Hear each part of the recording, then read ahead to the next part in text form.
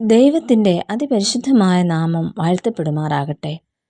ഇന്നത്തെ വായന ഭാഗം യോശുവ 10 മുതൽ 12 വരെയുള്ള അധ്യായങ്ങളാകുന്നു. ഇന്നത്തെ ചിന്തയ്ക്കായി ഉൽപ്പത്തി പുസ്തകം 49 അധ്യായം 20 വാക്യം. ആശേറോ, അവൻ്റെ ആഹാരം പുഷ്ടിയുള്ളത്. യാക്കോബിൻ്റെ ഭാര്യ ലേയായുടെ ദാസിയായ സിൽപ്പായുടെ 2ാമത്തെ മകനായിരുന്നു ആശേർ. ഈ പേരിൻ്റെ അർത്ഥം ആനന്ദം എന്നാണ്. എന്നാൽ ഒരു സ്ഥലനാമമായും ആശേർ എന്ന പേര് ഉപയോഗിക്കുന്നു. മനശ്ശെയുടെ അവകാശത്തിൽപ്പെട്ടതായ ഒരു സ്ഥലം, അത് യോശുവ 17 അധ്യായം 7 കാണുന്നുണ്ട്. മാത്രമല്ല, കനാന്യ ദേവിയായ അശേരായുടെ പുരുഷ പങ്കാളിയായ ദേവന്റെ പേരാകാം ആശേർ എന്നും കരുതുന്നവരുണ്ട്. ഗലീലയിലെ ഒരു ചെറിയ വംശമായും ആശേരിൻ്റെ പേര് പരാമർശിക്കുന്നുണ്ട്. മാത്രമല്ല, പുതിയ നിയമത്തിലെ ഹന്ന എന്ന പ്രവാചകി, അതായത് ഫനൂവേലിൻ്റെ മകളായ ഹന്ന എന്ന പ്രവാചകി ആശേർ വംശജയായിരുന്നു. ഒലിവ് വൃക്ഷങ്ങൾക്ക് പേരുകേട്ട ഫലഭൂയിഷ്ടമായ പ്രദേശമാണ് ആശേറിൻ്റെ അവകാശ ഭൂമി. അത് ഗലീലയ്ക്ക് പടിഞ്ഞാറ് തീരപ്രദേശം ചേർന്ന് സ്ഥിതി ചെയ്യുന്നു. തെക്ക് കർമ്മേൽ പർവ്വതം മുതൽ വടക്ക് സോർ വരെയും അവരുടെ അവകാശ ദേശമായിരുന്നു. 5ാമത്തെ നറുക്കാണ് ആശേർ മക്കളുടെ ഗോത്രത്തിന് ലഭിച്ചത്.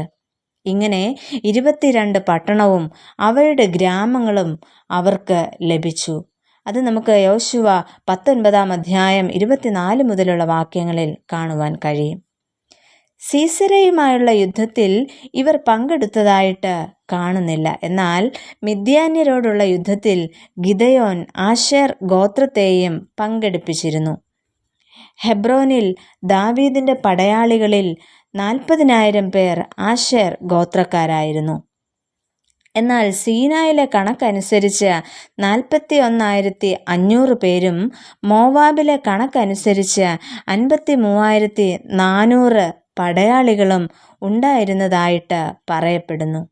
എന്നാൽ ഇങ്ങനെ അംഗസംഖ്യയിൽ കൂടുതൽ ഉണ്ടായിരുന്നെങ്കിലും രാഷ്ട്രഭരണത്തിലെങ്ങും ആശേർ ഗോത്രത്തെ മുൻപന്തിയിലെങ്ങും കാണുവാനായിട്ട് നമുക്ക് സാധിക്കുന്നില്ല.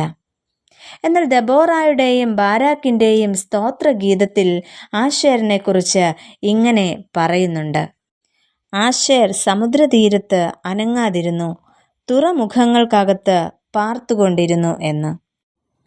എന്നാൽ ആശേറിനെ കുറിച്ചുള്ള മോശയുടെ അനുഗ്രഹം ഇപ്രകാരമാണ്: ആശേർ പുത്രസമ്പത്ത് കൊണ്ട് അനുഗ്രഹിക്കപ്പെട്ടവൻ, അവൻ സഹോദരന്മാർക്ക് ഇഷ്ടനായിരിക്കട്ടെ, അവൻ്റെ കാൽ എണ്ണയിൽ മുക്കട്ടെ എന്ന്. എന്നാൽ പിതാവായ യാക്കോബ് ആശേറിനെ അനുഗ്രഹിക്കുന്നത് ഇപ്രകാരമാകുന്നു: ആശേരോ, അവൻ്റെ ആഹാരം പുഷ്ടിയുള്ളത്, അവൻ രാജകീയ സ്വാദുഭോജനം നൽകും എന്ന്. ഈ അനുഗ്രഹങ്ങൾ പോലെ തന്നെ മറ്റുള്ളവർക്ക് ആനന്ദദായകനാകുവാൻ ആശേറിന് സാധിച്ചു. പ്രിയമുള്ളവരെ, നമ്മെയും ഒന്ന് ശോധന ചെയ്യാം. മറ്റുള്ളവർക്ക് ആനന്ദമാകുവാൻ എനിക്ക് കഴിഞ്ഞിട്ടുണ്ടോ? നമുക്ക് പ്രാർത്ഥിക്കാം. പ്രിയ കർത്താവേ, കുറവുകൾ തിരിച്ചറിഞ്ഞ് ദൈവത്തിനും മറ്റുള്ളവർക്കും അനുഗ്രഹകരമായതും ആനന്ദം പ്രദാനം ചെയ്യുന്നതുമായ ജീവിതം നയിപ്പാൻ ഞങ്ങളെ സഹായിക്കണമേ. ആമേൻ.